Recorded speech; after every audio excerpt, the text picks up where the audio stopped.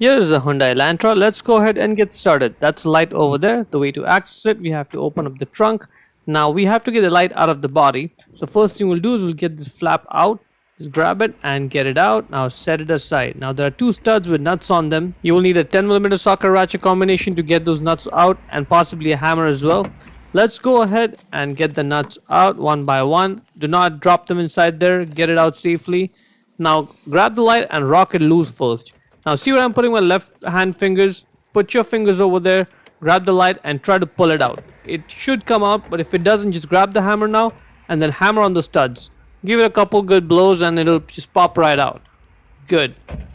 Now whichever way you get the light out, you also have to get the wire out of there now.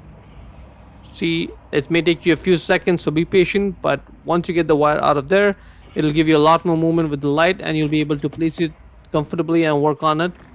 Now those studs that we were hammering on, see, it's got a flat edge on the bottom there, so don't worry about damaging the threads. Now that's the bulb holder for the brake light. Just grab it, twist your left. Once it's out, to get the bulb out, just push it down, twist your left, and the bulb is out.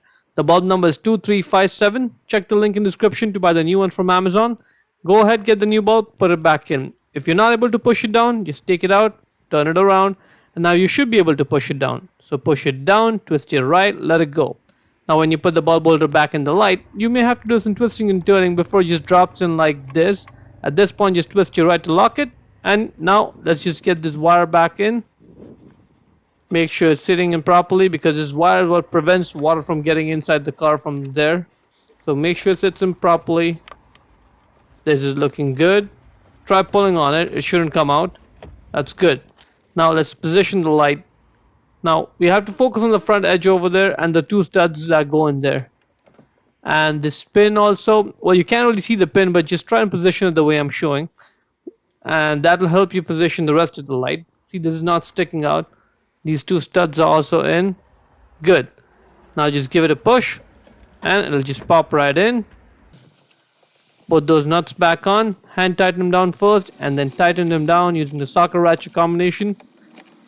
That's looking good. Put this flap back on. Just get it in place. Make sure all those wings on the flap, they go back in. And that's about it. Before we go, let me give a quick shout out to Naya Motors Inc. for letting us use the car today to film the videos. They are a used car dealer here in Ottawa, Canada. Check out the link in the description for their entire inventory.